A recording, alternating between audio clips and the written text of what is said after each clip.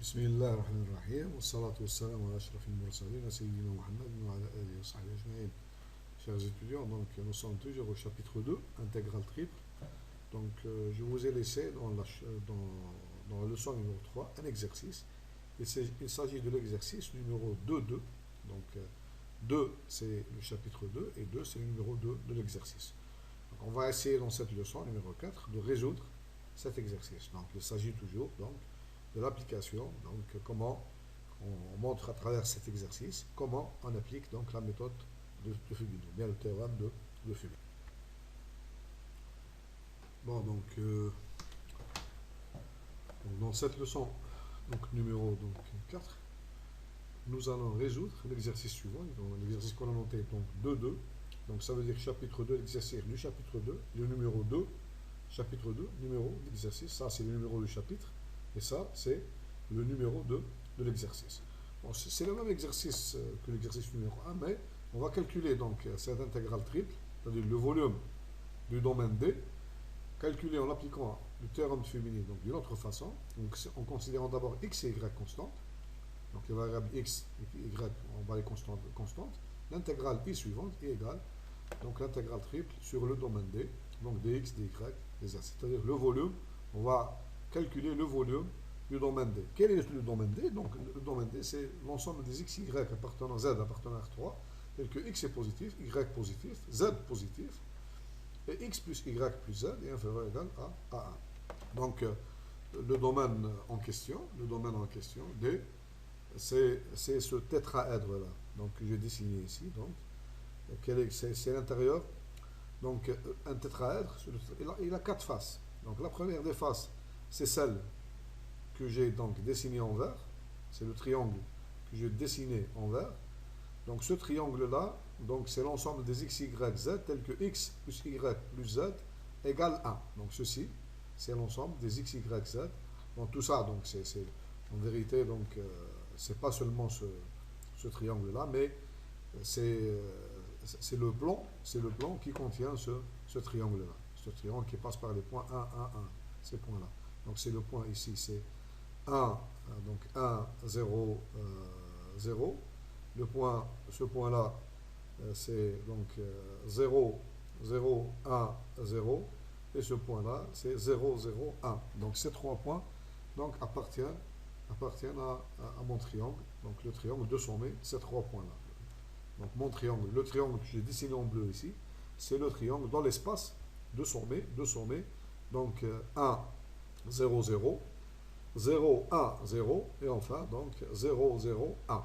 Voilà donc ce triangle en question. Et mon plan, et le plan x plus y plus z, donc le plan P de coordonnées, donc je vais l'écrire, donc le point, donc ce point-là, donc je vais appeler donc par exemple ici, ce point-là, je l'appelle par exemple, je vais l'appeler A, donc A, B, point B, ici le point C dans l'espace. Donc A et les deux coordonnées A, les coordonnées de A sont donc 0, pardon, donc c'est 1, 0, donc y égale 0 et z égale 0, voilà. Le point B, et les deux coordonnées, donc c'est 0, 0, 1, donc x égale 0, y égale 0, et z égale 1. Et le point C, et les deux coordonnées, donc c'est 0, x égale 0, y égale 1, et z égale 0. Ces 3 points appartiennent à ce triangle. C'est-à-dire les 3 points A et B et C, donc ici, donc je commence par la solution. Donc, la première remarque, c'est que le point A, le point B, le point C appartiennent donc à la surface. Donc je vais noter P, S, S1, c'est l'ensemble des points x, y, z, tels que x plus y plus Z plus Z égale 1. Donc c'est un plan. La surface S1, c'est un plan, donc c'est un plan, donc qui passe par ces 3 points, par A, B et C. Pourquoi ça? Parce que c'est simple. Parce que l'intersection donc de ce plan-là, de cette surface-là, avec donc le plan, l'intersection de ce plan-là, donc du plan x plus y plus z égale 1, avec x o y, comment j'obtiens? Donc c'est une droite, donc normalement c'est une droite, ou bien c'est un ensemble vide. Donc je vais voir que c'est une droite, donc qu'est-ce que je... Dans le plan x o y, je dois mettre z égale 0. Donc qu'est-ce que j'obtiens? L'intersection, j'obtiens x plus y égale 1. Donc c'est la droite, x plus y, c'est cette droite-là, x plus y égale 1. Et dans cette droite, elle contient le point, donc ici, le point, donc 1, 0, 0, elle contient aussi le point dans le plan x ou y. Donc si je pose ici x égale 0, y égale 1, si je pose y égale 0, j'obtiens x égale 1. Donc ces deux points-là appartiennent à cette droite. Donc là, son intersection maintenant avec le plan x ou z, qu'est-ce que je dois mettre? Je dois mettre y égale 0. Donc c'est la droite, donc x ou z, y égale 0. Donc c'est x plus z égale 0. Donc c'est la droite, c'est cette droite-là. Donc c'est la droite x plus z égale 1. Et enfin, donc son intersection avec le plan x, donc y ou z, je dois mettre x égale 0 dans cette expression-là. Donc c'est y plus z égale 0 égale 1. Donc c'est cette droite-là. Et on voit bien que les 3 points-là donc appartiennent à ma surface S1. À ma surface S1. Et bon, puisque donc j'ai ici x positif, y positif, z positif, donc mon domaine D, donc c'est l'ensemble. Donc déjà x positif et y positif. Donc je vais donc garder seulement ce morceau. Ce qui correspond à l'ensemble des points x, y, tel que x est positif, y positif. Donc je garde dans le plan x ou y, je garde seulement ce morceau. Et z positif, donc ce sera donc la partie donc haute, donc ce sera donc cette partie-là, la partie du plan donc qui m'intéresse dans D, et je fais l'intersection donc avec ce plan-là. Donc qu'est-ce que j'obtiens? Donc finalement c'est un tétraèdre, on appelle ça un tétraèdre, c'est-à-dire que c'est une forme d'une pyramide, mais la base c'est un triangle, c'est ce triangle-là, la base de ce tétraèdre c'est ce triangle-là. Donc, si vous voulez bien, je peux le dessiner en rouge. Donc, vous le voyez. Donc, je peux même le dessiner en rouge. Donc, ici, c'est la base. Voilà. Voilà. On va bien voir.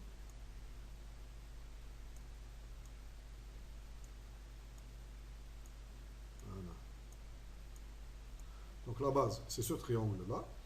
Et donc, il a 4 côtés. Donc, ce côté-là, ce triangle-là, donc voilà, dans le plan, dans ce plan-là, ce triangle-là, dans le plan x ou z, et enfin, ce triangle-là, dans le plan x plus y plus z égale 1. Voilà. Ce sont les 4 côtés de ce tétraèdre. Voilà, donc il faut bien comprendre comment il est fait l'ensemble D. Parce qu'après, lorsqu'on fait le calcul, donc vous allez voir que on a besoin de ça. Donc, si donc j'ai mon intégrale I, d'après le théorème de Fibini, elle est égale à quoi? Donc, elle est égale, donc, dans la deuxième formule, elle est égale à. Donc, qu'est-ce que je fais? Donc, dans ma fonction f de xy, f de xy z, on me dit de considérer d'abord x et y constante. Donc l'intégration, qu'est-ce qu'il me reste comme si je considère ma fonction f de x, y comme fonction de x, y, z avec x et y qui sont constantes les deux à la fois, qu'est-ce qu'il me reste? Il me reste seulement la variable, la fonction f elle devient une fonction de z. Donc je vais intégrer dans une première étape par rapport à z. Z, donc il faut bien voir ici, c'est que je fixe le plan x ou y, il est là. Et donc, mon couple, si le point, le couple XY, si le couple XY, il appartient à mon domaine D, donc il est dans ce triangle. Nécessairement, donc bon, je vais l'écrire ici, donc X, Y, je vais les prendre comme constantes. Je les fixe, c'est-à-dire je les prends constantes, avec constante, mais appartenant à ce domaine-là. Donc l'ensemble des XY tel que donc y plus x est inférieur ou égal à 1. Donc c'est ce triangle-là.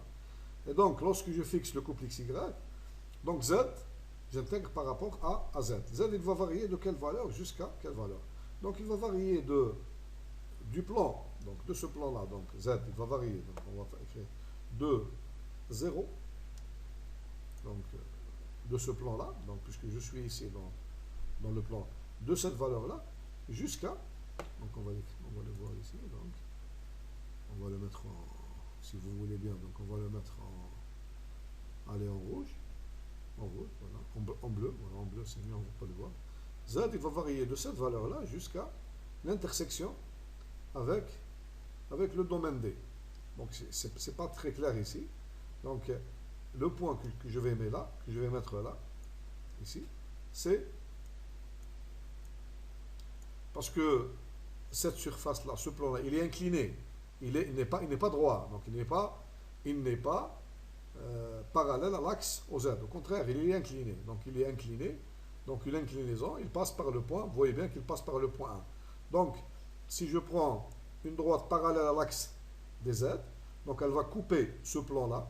Elle va couper ce plan-là, c'est-à-dire ABC, le triangle ABC, en un point ici, en un point, donc que je note ici, c'est le point que j'appelle le point, donc X, pardon, c'est le point, ça c'est, le premier point c'est 0, c'est X1 de Z, pardon, Z1, ça c'est le point, c'est mon point Z1 de X, Y.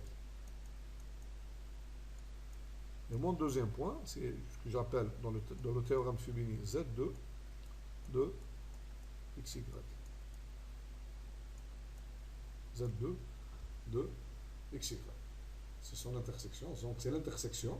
C'est l'intersection de la droite, donc qui passe par le point XY fixé. Donc sur cette droite, donc elle est parallèle à l'axe des Z. Elle est parallèle à l'axe des Z. Donc elle va couper le plan ABC, ou bien le triangle, ce qui m'intéresse c'est le triangle ABC, au point Z2 XY. Donc mon intégrale, ici elle part ZA pour tout XY, donc c'est égal à 0. Donc Z2 jusqu'au point Z2, donc je le note seulement, Z2, voilà, au point Z2 XY.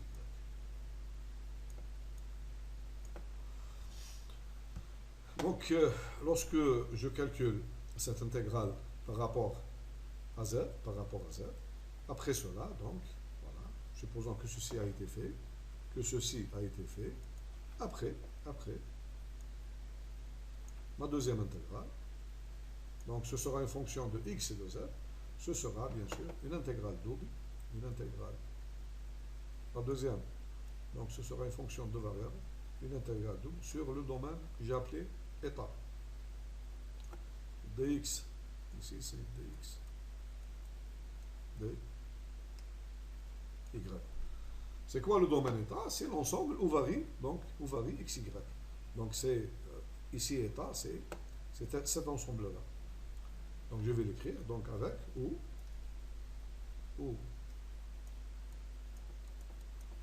donc z2 de xy c'est quoi? Bon, puisque Z2 ici, il appartient à cette surface. Donc à la surface, ce qu'est l'équation de la surface qui passe donc, par les points ABC. Donc c'est l'équation. Son équation est x plus y plus z égale 1. Puisque mon point Z2, c'est l'intersection avec la surface. Donc Z2 de xy, donc il vérifie Z2 de xy est égal à 1 moins x moins y. 1 moins x moins y.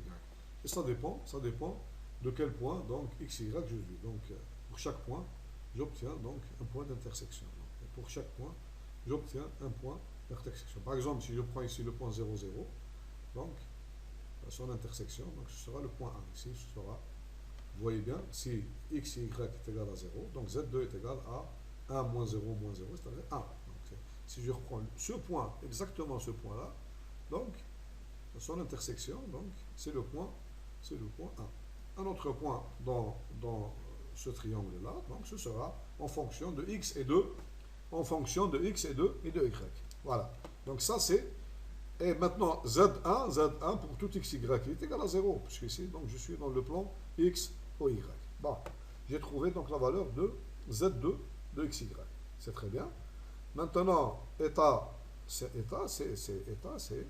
écrire, état, c'est l'ensemble des x, y appartenant à R2, voilà, c'est le triangle, tel que x est positif, je peux même mettre z ici, z égale 0, donc c'est pas la peine. X positif, y positif, c'est ce triangle-là. Et donc j'ai x plus y, x plus y inférieur ou égal à 1. Vérifier donc cette x plus y qui est inférieur ou égal. Donc je suis dans ce domaine. Je suis dans ce domaine. Voilà. C'est ça mon ensemble état. Mon ensemble état. Donc je peux même ici donc faire une flèche. Donc je vais faire une flèche pour bien distinguer. Voilà. Attends, juste. Voilà.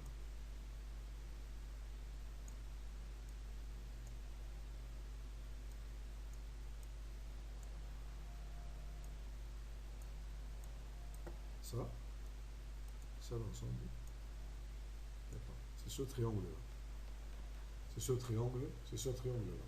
Bon, maintenant, je peux commencer. Donc, je peux commencer. Donc, je vais d'abord, pour commencer, donc je vais d'abord calculer cette intégrale-là. Donc, commençons. Donc, 0. Donc, 0 jusqu'au point. Donc, c'est Z2, c'est 1 moins x moins y. 1 moins x moins y. Pardon, ici, la fonction f de x, y, c'est donc ici la fonction, il faut bien voir que notre fonction ici,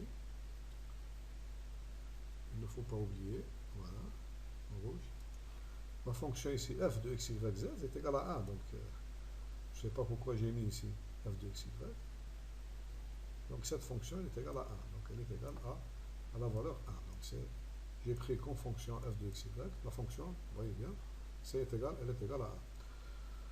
Donc, cette intégrale donc, de 0 jusqu'à z2 de xy, donc dz, donc j'obtiens ici, donc je vais mettre ici dz, est égale à quoi? Donc, je vais la calculer. Elle est égale à, donc c'est clair, donc est égale à, donc z, entre les valeurs 0 et 1, moins x, moins y. Ceci, donc, c'est clair, est égal à 1 moins x moins y. Et par conséquent, notre intégrale i, donc il faut voir, i est égal à quoi? I est égal à, donc l'intégrale double sur le domaine état. J'ai dit état, c'est quoi? État, c'est l'ensemble, c'est ce triangle-là. De la fonction, donc il ne faut pas oublier ici, donc de la fonction 1. Donc c'est la fonction, elle devient 1 moins x moins y dx dy. Voilà. Bon, maintenant, je vais calculer cette intégrale double. Cette intégrale double, donc sur le triangle là, c'est facile, ça c'est pas difficile. Donc, je vais encore utiliser le théorème de Fubini. Donc, ça, c'est la fonction à intégrer. Et le domaine, je le connais. Donc, je peux procéder donc, de deux manières. Ou bien, je commence par considérer que x est constante. J'intègre par rapport à y, puis par rapport à x. Ou bien le contraire. Bon, les deux me donnent le même résultat. Donc, ceci est égal à, en appliquant, donc je vais considérer d'abord que x est constante. X est constante. Donc, la fonction 1 moins x moins y, cette fonction-là. Donc si je considère dans cette fonction que x est constante, donc j'intègre par rapport à y. Donc j'intègre par rapport à y. Donc si je prends x est constant ici, x est constant, je prends une droite x constante, ce sera une droite qui est parallèle à l'axe des y. Donc y il va donc parcourir donc de quelle valeur jusqu'à quelle valeur. Donc de cette valeur-là, de 0, donc de 0, jusqu'à cette valeur-là. Vous voyez bien que cette valeur-là, donc ça c'est la droite y est égale, donc c'est la droite, cette droite-là, c'est la droite, donc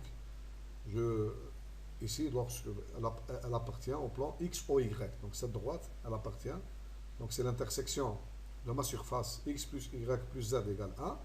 Donc, avec x ou y. Donc, je mets ici z égale 0. Donc, c'est la droite x plus y égale 1. Donc, cette droite-là, donc je vais l'écrire ici. Donc, cette droite-là, c'est la droite d'équation. Comme ça, c'est la droite x plus y égale 1. La droite bleue, cette droite-là. Donc, moi, lorsque je mets x ici constant, donc il va varier de cette valeur-là, donc de 0, jusqu'à, donc de y égale 0, donc je veux dire y, donc lorsque x est constant, y, il va varier de quelle valeur, parce que j'intègre par rapport à y, il va varier de la valeur 0, parce que tous les points qui appartiennent à cette droite-là vérifient y égale 0. Donc y égale 0, jusqu'à ce point-là, c'est-à-dire le point de la droite, parce que je ne sors pas du domaine, je reste, le dernier point du domaine, c'est ce point-là. Ce point-là, c'est le point y est égal à 1 moins x, jusqu'au point 1 moins x. Donc de 0 jusqu'au point 1 moins x.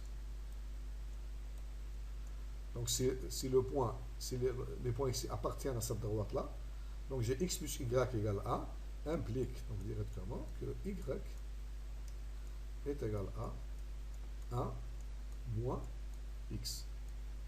Donc mon point y, c'est si je mets ici x constant, le y, il varie de quelle valeur jusqu'à quelle valeur? De cette valeur-là, qui est égale à 0, jusqu'à cette valeur-là. C'est-à-dire jusqu'à y est égal à 1 moins x. Et j'intègre par rapport à y. Maintenant, lorsque je finis cette intégrale, donc supposons, donc cette intégrale, c'est une fonction, ce sera une fonction de x. Je vais après intégrer par rapport à x. X, il varie de quelle valeur jusqu'à 1? Vous voyez bien que x, il varie de 0 jusqu'à 1. X, il varie de 0 jusqu'à 1. Et je vais calculer donc ces deux intégrales. Ceci est égal à, donc je fais le calcul. C'est égal, donc la première, je la laisse, 0 jusqu'à 1. Et je calcule la deuxième. Donc vous voyez bien, ici j'intègre par rapport à y. Donc ceci est égal. Donc je calcule directement donc, ma primitive. Donc la primitive donc, est égale à y. Voilà. Y moins la deuxième, c'est quoi? C'est moins x, y. Donc moins x, parce que x est une constante ici. Moins x multiplié par y. Et la troisième, c'est moins y2, moins y au carré, divisé par 2. Et tout ceci, voilà, tout ceci entre 1 moins x, entre 0 et 1 moins x. Et le résultat que j'obtiens, je l'intègre par rapport à x. Ce sera une fonction de x. Je remplace, donc ceci est égal à 1. Donc Je finis les calculs, donc je fais les calculs. Ceci est égal à. Ceci est égal à. Donc l'intégrale entre 0 et 1. Donc je fais le calcul ici. Donc qu'est-ce que j'obtiens? J'obtiens donc ici c'est 1 moins x. Donc c'est 1. Donc je vais écrire les détails. Puis je fais le calcul. 1 moins x. Moins xy. Donc c'est-à-dire je remplace ici y par 1 moins x. C'est-à-dire moins x facteur de 1 moins x. Voilà. Et enfin, moins, donc y au carré, c'est-à-dire moins 1 moins x, 1 moins x au carré, divisé par 2. Tout ceci, je l'intègre par rapport à x, dx. Voilà. Voilà. Donc ici on va continuer donc nos calculs. Donc on est arrivé là, donc cette intégrale là. Donc je fais le calcul. Donc 0 j'ai calculé cette primitive là. Donc j'ai calculé la primitive de cette fonction par rapport à. Donc on trouve y moins xy. Je remplace ici. Donc la variable c'est y. Donc est égal donc à. Je remplace y par 1 moins x. Toutes les variables par 1 moins x. J'obtiens donc cette expression là. Donc je termine les calculs. Donc j'obtiens 1. Donc 1 moins x c'est 1 moins 2x. Plus x au carré. Moins. Donc j'effectue le calcul. Moins 1 moins x, donc c'est 1, moins 2x plus x2, tout sur 2. Vous remarquez ici que j'ai 1 moins 2x plus x2, moins la même expression, c'est la même expression divisée par 2. Donc ceci est égal à, donc 1 demi de 1 moins 2x plus x2. Donc 1 demi, donc l'intégrale est égale à 1 demi de 1 moins 2x plus x2 dx.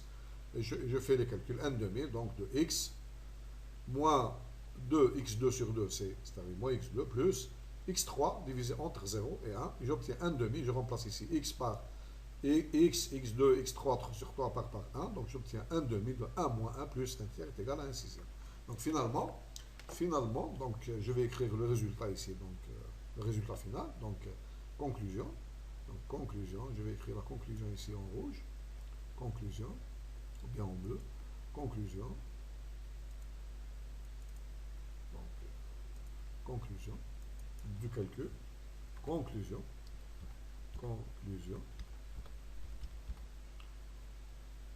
donc c'est trop grand, hein, c'est trop grand, donc je vais essayer d'écrire plus petit encore, donc conclusion, donc je vais écrire ici, conclusion, de ce calcul, conclusion, voilà, mon intégrale i, donc i, bon, je vais l'écrire en noir, i, c'est aussi, donc, c'est cette intégrale-là, c'est aussi le volume, puisque ici la fonction est égale à 1, donc c'est le volume de mon domaine D, donc de ce tétraèdre-là, domaine D, est égal à, donc l'extension de D, et je l'ai trouvé égal à, donc après calcul, est égal à 1 sixième, est égal à 1 sixième. Voilà, bon, je vais encadrer ce résultat-là, voilà. Très bien, voilà. Donc elle est égale à 1 sixième. Donc qu'est-ce qu'on remarque ici? On remarque que, donc on a trouvé le même chiffre. Donc le calcul qu'on a fait dans l'exercice numéro 2.1, donc on a trouvé aussi donc, que le volume est égal à 1 sixième. Normal, parce que c'est le même corps, donc c'est le même ensemble D, donc le volume ne va pas changer.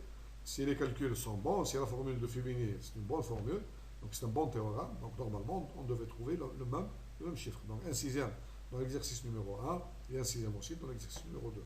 Donc à travers ces deux exercices, donc on a vu comment donc on applique le théorème de Fibini au calcul donc, de cette intégrale. Donc le domaine ici il est un peu simple, il n'est pas très compliqué. Bon, pour d'autres domaines qui sont compliqués, nous allons voir que il faut effectuer, donc le théorème de Fermi ne suffit pas. Donc, on va voir que il faut faire un changement de variable, par exemple. Là aussi, donc, pour les fonctions pour les intégrales triples, donc, on peut aussi, pour faciliter, pour faciliter le calcul d'un intégral triple, donc on essaye de faire, on effectue un changement de variable où il y a des domaines où, donc par exemple, parmi les changements de variables, donc on peut donc considérer des changements de variables, ce qu'on appelle les coordonnées cylindriques, et d'autres changements de variables, on considère les coordonnées sphériques. Donc pour les changements de variables, on va voir qu'il y a trois fonctions, donc phi1, phi2 et phi3. Donc on obtient pour chaque variable x égale phi1, 2 par exemple, alpha, bêta, gamma, y égale phi2, z égale. Donc parce qu'on a trois variables, donc on va avoir trois fonctions de R3 dans R. Donc et on obtient aussi un jacobien dans lequel il y a les dérivées partielles.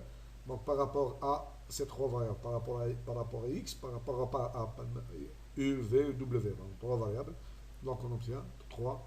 Donc on obtient à calculer un déterminant donc d'ordre 3. Donc ici, pour les intégrales doubles, donc on avait le jacobien, c'était un déterminant d'ordre 2.